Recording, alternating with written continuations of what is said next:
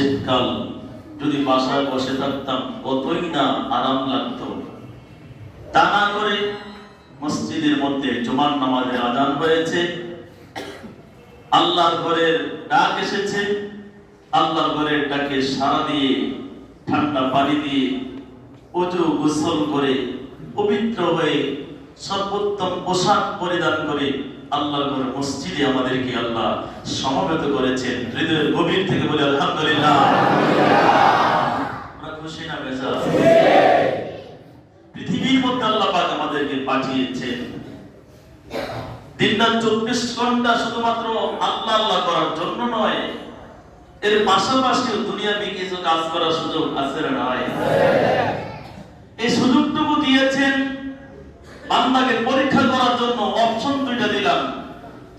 ফেরেশতা আল্লাহ পাক সৃষ্টি করেছেন, মানুষ সৃষ্টি করেছেন, তৃণলতা গাছপালা পশু পাখি আল্লাহর সৃষ্টি জগৎকে সৌন্দর্য মণ্ডিত করার জন্য আল্লাহ কত কিছুই না সৃষ্টি করেছেন।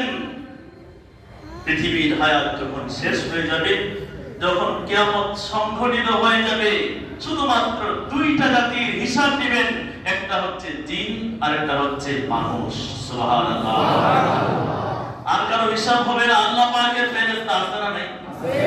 কথা বলে, ফেরেশতা আছে না নাই? ফেরেশতা আল্লাহ পাক সৃষ্টি করেছেন, তাদের কোনো চাহিদা নাই, তাদের কোনো চাহিদা, তাদের ক্ষুধা নাই, খেতে হয় না। এই কারণে তারা সর্বদা আল্লাহ পাক রব্বুল আলামিনের হুকুম আদায়ে তারা সর্বদা ব্যস্ত।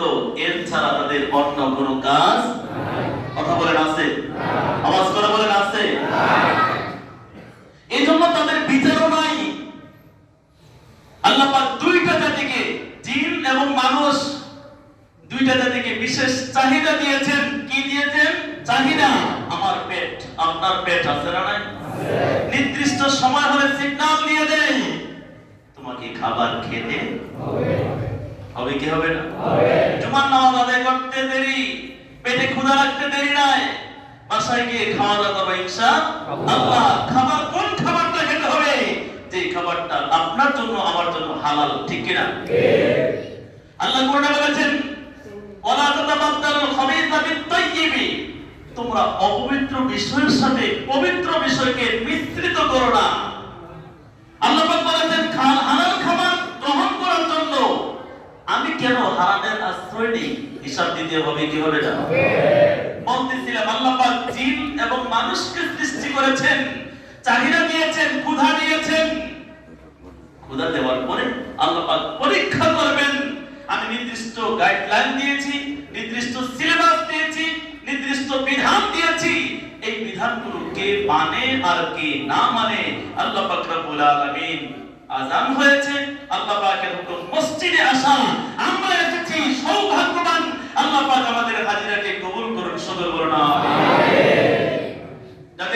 যারা আসতেছে তারাও সৌভাগ্যবান, আমাদের পূর্ব মুহূর্ত পর্যন্ত যারা আসবে তারাও সৌভাগ্যবান। কিন্তু যাদের কপালে আজকে জুমার নামাজ নাই, অসুস্থতার কারণে, অন্য কোনো কারণে, যদি সেটা আলাদা বিষয়, কিন্তু পৃথিবীর মধ্যে এমন অনেক মানুষ থাকবে যাদের কোনো কাজ নাই, তারপরে আল্লাহর ঘরে ডাক এসেছে কিন্তু আসবে না। ওই সমস্ত মানুষগুলোর জন্য পরকালে লানত আছে না নাই? ওই সমস্ত লানত প্রাপ্ত ব্যক্তিদের থেকে আল্লাহ পাক মুক্ত করে, আল্লাহ পাকের সফলকামী বান্দা হিসেবে আমাদেরকে কবুল করে আল্লাহর ঘরে আসার তৌফিক দান করেছেন, মঞ্জুর করেছেন। কান খুলে হৃদয় থেকে বলি মারহাবা, আরো জোরে বলি মারহাবা। সম্মানিত হাজিরিন, আল্লাহ পাক রব্বুল আলামিন আমাদেরকে পৃথিবীর মধ্যে পাঠিয়েছেন। আল্লাহ পাক অসংখ্য নবী এবং রাসূলদেরকেও পাঠিয়েছেন। আখিরি জামানার আল্লাহর বান্দাদেরকে হেদায়েতের জন্য আল্লাহ পাক আমাদের দয়াল নবীজি, আমাদের জান ঈমান নবী, আল্লাহ পাকের সৃষ্টি জগতের সেরা হযরতে মুহাম্মদুর রাসূলুল্লাহ সাল্লাল্লাহু আলাইহি ওয়াসাল্লামকে পাঠিয়েছেন। জোরে বলি মারহাবা। তার সিলেবাস অনুযায়ী তিনি যেভাবে অনুকরণ করার জন্য বলেছেন, সেইভাবে যদি আমরা চলতে পারি, জীবনকে গড়তে পারি, তাহলেই আমাদের জন্য পরকালে সফলতা আছে না নাই? আওয়াজ করে বলেন আছে না নাই?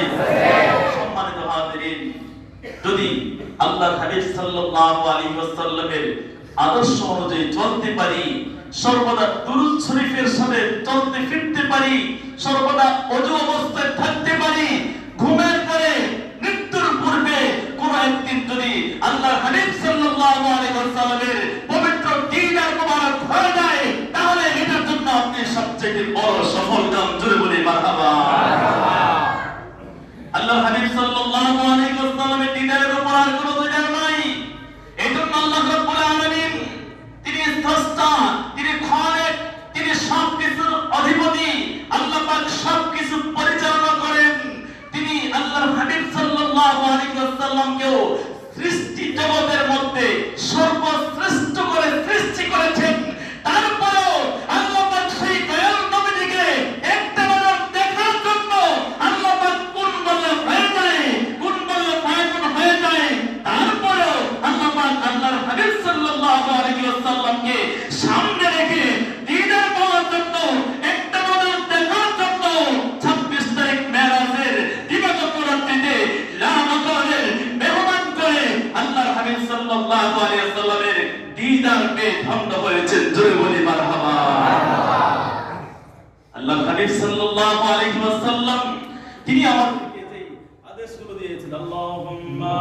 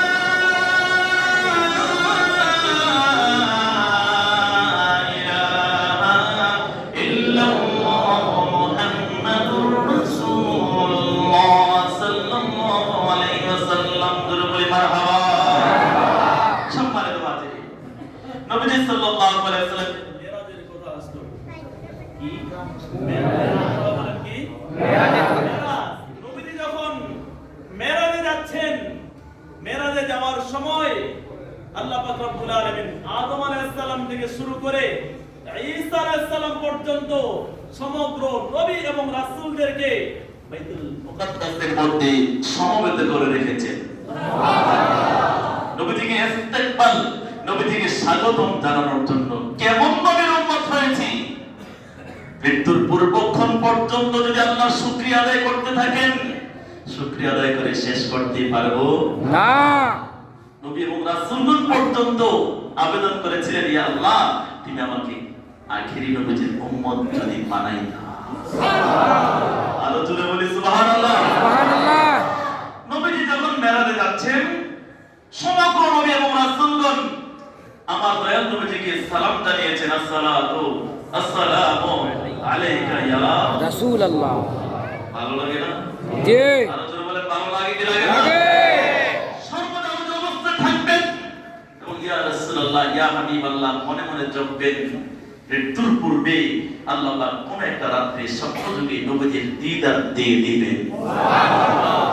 আল্লাহ কবুল করুন, আমিন। আরো জোরে বলেন, আল্লাহুম্মা আমিন। আল্লাহুম্মা আমিন। সম্মানিত হাজিরিন, নবীজি মেরাজে যখন যাচ্ছেন, সমগ্র নবী এবং রাসূলগণ যখন উপস্থিত, সবাই যখন নবীজিকে সালাম দিল, আল্লাহ পাক জিবরাইল আলাইহিস সালামকে বললেন, জিবরাইল তুমি আমার বন্ধুকে গিয়ে বলো তিনি যেন আমার পয়গম্বর নূহ আলাইহিস সালামকে সালাম দেয়। সুবহানাল্লাহ। এক্সেপশনাল নূহ আলাইহিস সালামকে সালাম দেওয়ার জন্য আদিষ্ট হলেন আমাদের দয়াল নবীজি। আল্লাহ পাক হুকুম করেছেন নবীজি সাল্লাল্লাহু আলাইহি ওয়াসাল্লাম নূহ আলাইহিস সালামকে সালাম দিলেন। সুবহানাল্লাহ। নূহ আলাইহিস সালামের সম্মান ইজ্জত মর্যাদা কেমন? গোটা কোরআনুল কারীমের মধ্যে আল্লাহ পাক রব্বুল আলামিন 6666 মতান্তরে 6354 খানা আয়াতে কারিমা নাযিল করেছেন। এর মধ্যে আল্লাহ পাকের পক্ষ থেকে সালাম এসেছে 7টা। কয়টা? 7টি। 7টি সালাম আল্লাহ পাক কোরআনে উল্লেখ করেছেন। সালামু কাওলাম মির রাব্বির রহিম।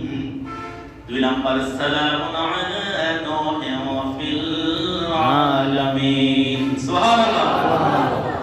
আল্লাহ পাক মন্ত্র বলেছেন সালামুন আলা মুসা ওয়া হারুন। এরপর বলেছেন সালামুন আলা ইব্রাহিম। অন্যত্র বলেছেন সালামুন আলাইকুম তিবতুম ফাদখুলুহা খালিদিন। অন্যত্র বলেছেন সালামুন আলা ইলিয়াসিন। সর্বশেষ সূরা কদরের মধ্যে আল্লাহ পাক রব্বুল আলামিন বলেছেন সালামুন হিয়া হাত্তা মাতলাইল ফাজর। বলে আল্লাহু আকবার। আল্লাহু আকবার। এই 7টি সালামের মধ্যে আল্লাহর হাবিব সাল্লাল্লাহু আলাইহি ওয়াসাল্লামকে মেরাজের রাত্রি আল্লাহ পাক রব্বুল আলামিন জিবরাইল মারফত হুকুম করেছেন সালাম দেওয়ার জন্য কাকে? নূহ আলাইহিস সালামকে। এই নূহ আলাইহিস সালামের ব্যাপারেও 7টা সালামের মধ্যে একটা সালাম রয়েছে সালামুন আলা নূহিন ফিল আলামিন। মারহাবা মারহাবা। এই নূহ আলাইহিস সালামকে আল্লাহর নবী সাল্লাল্লাহু আলাইহি ওয়াসাল্লাম সালাম দিলেন। সালামের পর্ব শেষ। সমগ্র নবী এবং রাসূলদেরকে নিয়ে 2 রাকাত নামাজ আদায় করেছেন বাইতুল মুকাদ্দাসে। নামাজের পর্বটাও শেষ। এবার বুরাকের উপর সওয়ার হয়ে আল্লাহ পাকের দিদার পাওয়ার জন্য যখন রওনা হয়ে গেলেন, এখন আর কেউ নাই, শুধুমাত্র জিবরাইল আলাইহিস সালাম আসেন নাই। সিদরাতুল মুনতাহা গেলেন, সেখানেও সিদরাতুল মুনতাহা থেকে জিবরাইল আলাইহিস সালাম মাইনাস। এখন দয়াল নবীর সাথে কেউ নাই। রফরফের উপর সওয়ার হয়ে আল্লাহর নবী যখন লা মাকানের মেহমান হওয়ার জন্য রওনা হয়ে গেলেন, তখন শুধুমাত্র আল্লাহর হাবিব সাল্লাল্লাহু আলাইহি সাল্লাম তার সাথে সৃষ্টি জগতের আর কেউ নাই। আর কেউ নাই। নবীজি অত্যন্ত নিরিবিলি যাচ্ছেন। এমন সময় আল্লাহ পাক রব্বুল আলামিনের কাছে আরজ করলেন, আল্লাহ আমি যখন বাইতুল মুকাদ্দাসে ছিলাম, সমগ্র নবী এবং রাসূলগণ আমাকে সালাম সম্ভাষণ জানিয়েছেন, আমার পিছনে নামাজ আদায় করেছেন। আপনি জিবরাইল মারফত আমাকে আদেশ করেছেন আপনার এক পয়গম্বর যার নাম হচ্ছে নূহ আলাইহিস সালাম, তাকে সালাম দেওয়ার জন্য আমাকে আদেশ করেছেন। আমি আপনার হুকুম তামিল করেছি, মান্য করেছি। আপনার সেই হুকুম বাস্তবায়ন করে নূহ আলাইহিস সালামকে আমি নবী সালাম দিয়েছি। কিন্তু আমার একটা বিষয় জানতে চাই, আপনি আল্লাহর দরবারে ইয়া আল্লাহ 1,23,999 মতান্তরে 2 লক্ষ এই সংখ্যক নবী এবং রাসূলগণ উপস্থিত ছিলেন। আদি পিতা আদম নবী ছিলেন, সর্বশেষ ঈসা রূহুল্লাহ ছিলেন।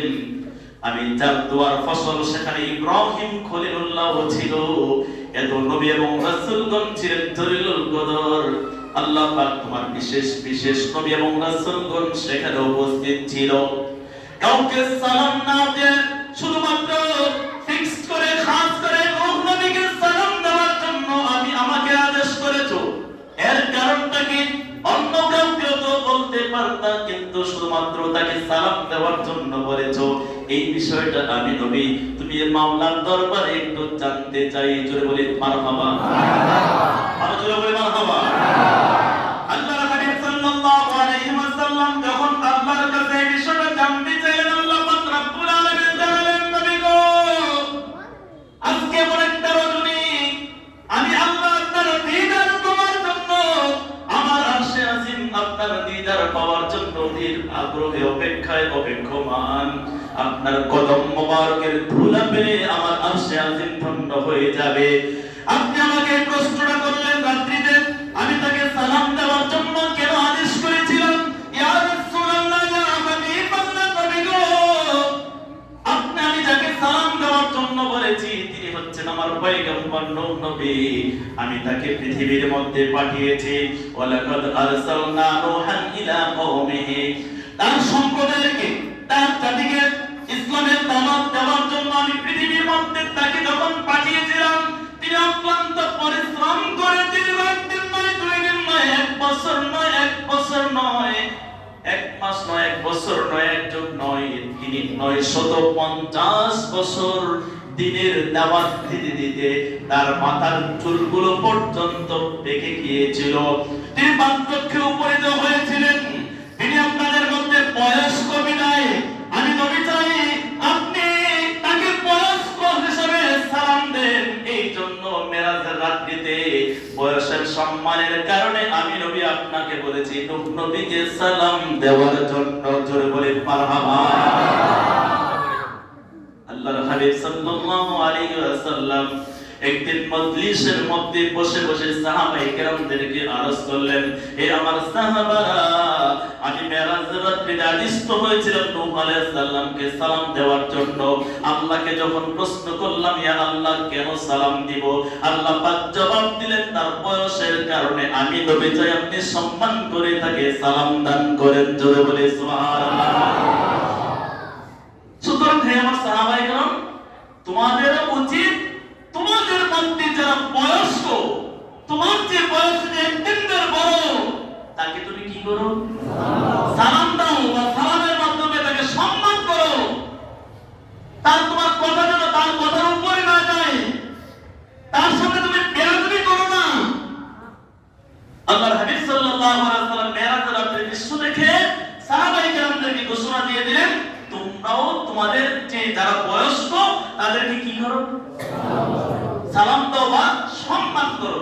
অন্য হাদিসে আল্লাহর হাবিব সাল্লাল্লাহু আলাইহি ওয়াসাল্লাম বলেছেন, লাইসা মিন্না, ওই ব্যক্তি আমার দলভুক্ত নয়। লাইসা মিন্নি, যে ওই ব্যক্তি আমার দলভুক্ত নয়। মাল্লাম ইয়ারহাম সগীরানা, যে ব্যক্তি ছোটদের প্রতি স্নেহ করে না, দয়া করে না। ওয়ালাম ইউআক্কির কাবীরানা, যে বড়দেরকে সম্মান করে না। জোরে বলি আল্লাহু আকবার। আল্লাহর হাবিব সাল্লাল্লাহু আলাইহি ওয়াসাল্লাম অন্য হাদিসে বলেছেন, ওই ব্যক্তি আমার উম্মত নয়, ওই ব্যক্তি আমার দলভুক্ত নয়, যে ব্যক্তি ছোটকে স্নেহ করে না, বড়কে সম্মান করে না, ওই ব্যক্তি আমার উম্মত নয়। জোরে বলি নাউযুবিল্লাহ। তাহলে আমরা কি করি? আমরা আমাদের ছেলে মেয়ে যারা ছোট রয়েছে তাদেরকে শিক্ষাগুলো দিব বাসায় গিয়ে, যে ছোটদেরকে কি করতে হবে?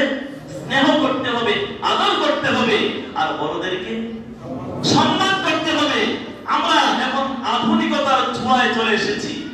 আমরা যখন এখনো বড় হয়ে গিয়েছি এটা বলি না, আমাদের বয়স এখন যতটুকুই আছে, আমরা যখন আরো ছোট ছিলাম, আমাদের গুরুজন যারা, আমাদের অভিভাবক যারা, আমাদের মা বাবা, আমাদের সম্মানিত শ্রদ্ধেয় উস্তাদগণ শিক্ষা দিতেন, বড়দের সাথে বেয়াদবি করা যাবে না, বড়দের সামনে উচ্চ গলায় কথা বলা যাবে না, বড়দের মজলিসের সামনে গিয়ে তাদের মতো করে বসা যাবে না। কিন্তু বর্তমান প্রেক্ষাপটে আধুনিকতার ছোঁয়ায় এমন একটা যুগ চলে এসেছে, আপনি যদি কাউকে একটা উপদেশ দিতে চান, ওই ছোট বাচ্চাটাও বলে আপনাকে বলতে হবে না আমি ভালো জানি, ঠিক কিনা? এটার কারণটা কি? এটার কারণটা কি? পরিবারের শিক্ষা তাদের মধ্যে নাই। আপনার পরিবার আপনার সন্তানকে যেমনি ভাবে গঠন করবেন তারা তেমনি ভাবে গঠিত হবে। কারণ ছোট বাচ্চারা হচ্ছে কাদা মাটির ন্যায়। কিসের ন্যায়? কথাটা বোঝাতে পারি নাই। কিসের ন্যায়? কাদা মাটি চিনেন না? কাদা মাটি চিনেন তো? যেটা কি বলে আপনাদের ভাষায় কি বলে? পেক। কাদা মাটিকে কি বলে? পেক। এবার চিনছেন তো? এটা হচ্ছে পেকের ন্যায় বা কাদা মাটির ন্যায়।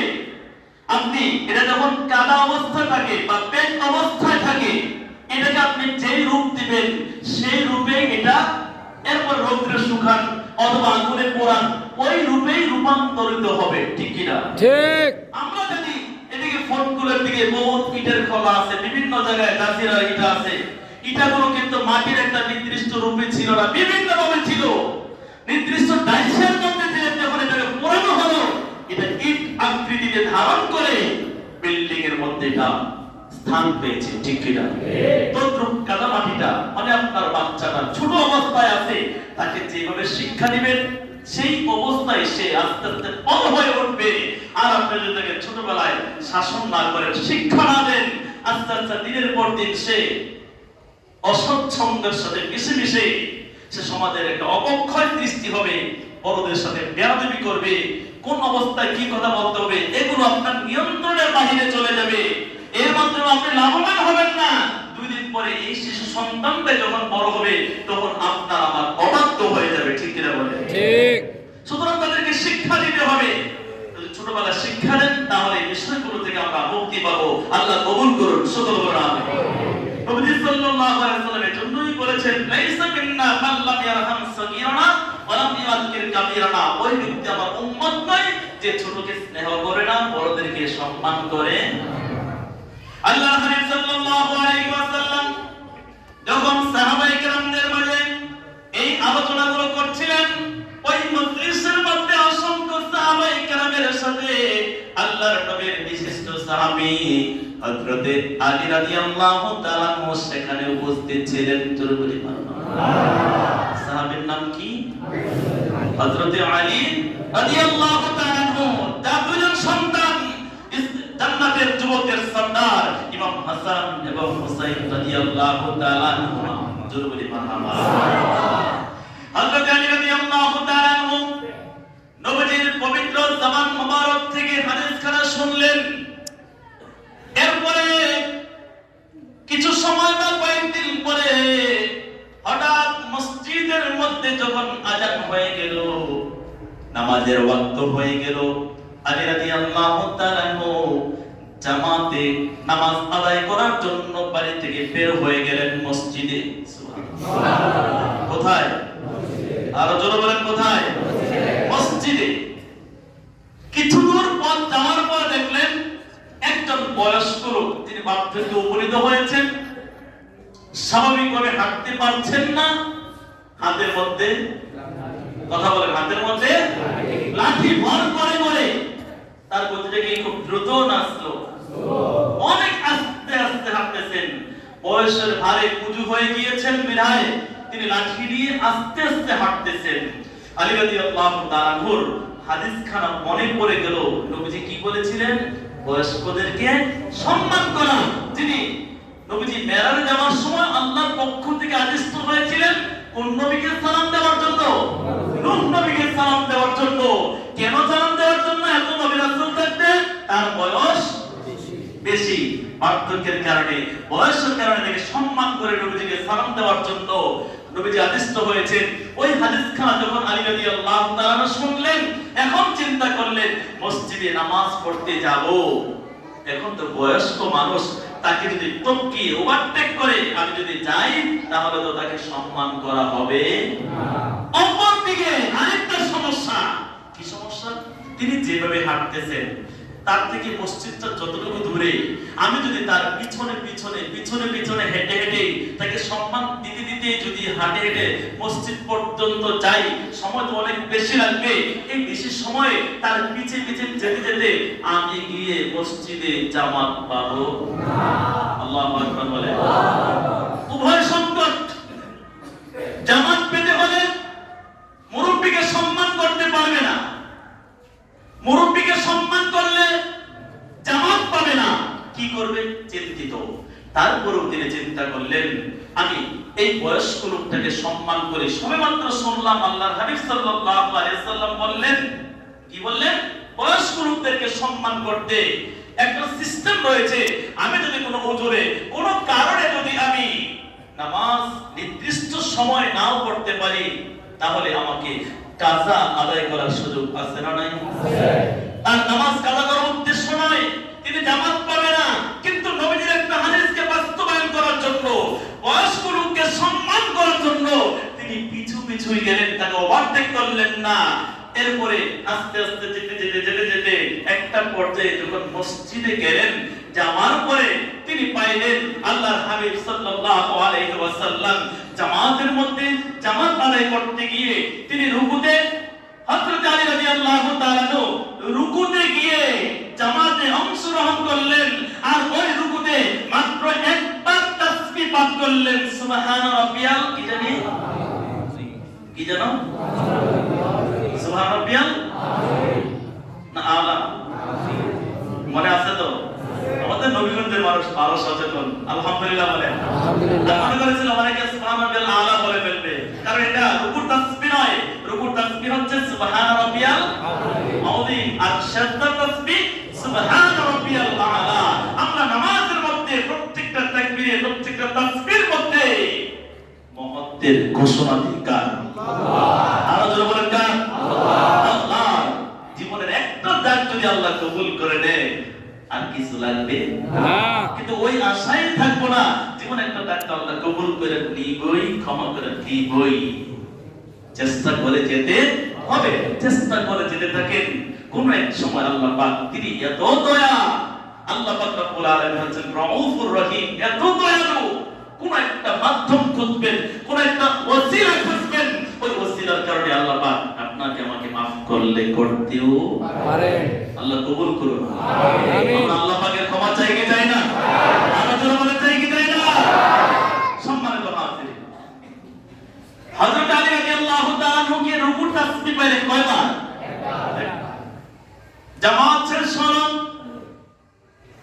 হযরত আলী রাদিয়াল্লাহু তাআলা কে আল্লাহর হাবিব সাল্লাল্লাহু আলাইহি ওয়াসাল্লাম বললেন, হে আলী তুমি জামাত পেয়েছো কিনা? হযরত আলী রাদিয়াল্লাহু তাআলা বললেন, হ্যাঁ ইয়া রাসূলুল্লাহ, ইয়া হাবিবাল্লাহ, আমি জামাতের মধ্যে এসে রুকুর মধ্যে অংশগ্রহণ করতে পেরেছি, আর রুকুর মধ্যে একবার মাত্র তাসবিহ পাঠ করেছি, সুবহানা রাব্বিয়াল আযীম। জোরে বলি মারহাবা।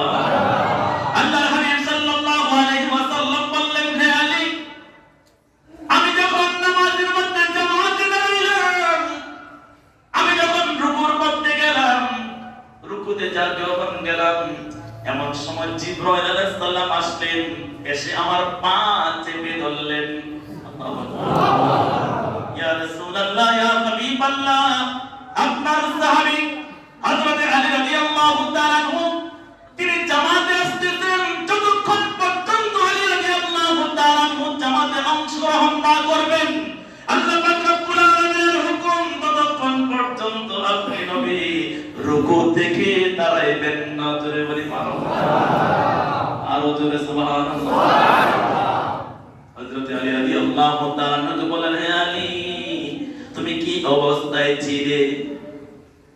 হযরত আলী রাদিয়াল্লাহু তাআলা আনহু বললেন, ইয়া রাসূলুল্লাহ, ইয়া হাবিবাল্লাহ, নবী গো,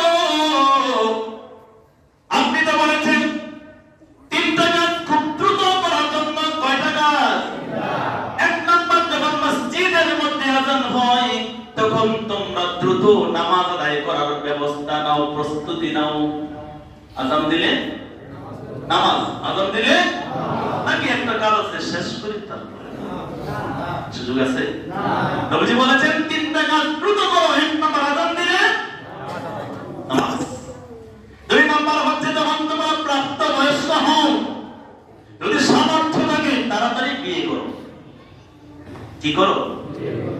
সামর্থ্য হলে, প্রাপ্তবয়স্ক হলে দ্রুত বিবাহ করো। এক নাম্বার আযান দিলে নামাজ, দুই নাম্বার প্রাপ্তবয়স্ক হলে সামর্থ্য থাকলে দ্রুত বিবাহ করো। তিন নাম্বার হচ্ছে যখন কেউ মারা যায় যত দ্রুত সম্ভব তাকে দাফন করো। আল্লাহু আকবার। ইয়া রাসূলুল্লাহ, আপনি আমাকে বলেছেন আযান হলে দ্রুত নামাজ আদায় করার জন্য। আমি আসছিলাম আযান শুনে, বাজার জামাত হয়ে জামাতের সময় হয়ে যাচ্ছে, এই চিন্তা করে আসতেছিলাম। আবার আপনি বলেছেন মেরাজের রাত্রিতে নবী সম্মান বয়স্ক হওয়ার কারণে আল্লাহ পাক হুকুম করেছেন সম্মান করে তাকে সালাম দেওয়ার জন্য। অপর থেকে আপনি বলেছেন যে ব্যক্তি বড়কে সম্মান করে না, ছোটকে স্নেহ করে না, সে নাকি আপনার দলভুক্ত নয়। আমি যখন মসজিদের মধ্যে আসছিলাম, এমন সময় সামনে পড়লো একজন যুবক মানুষ, নাকি কি মানুষ, বয়স্ক মানুষ, লাঠির উপর ভর করে আসতেছেন।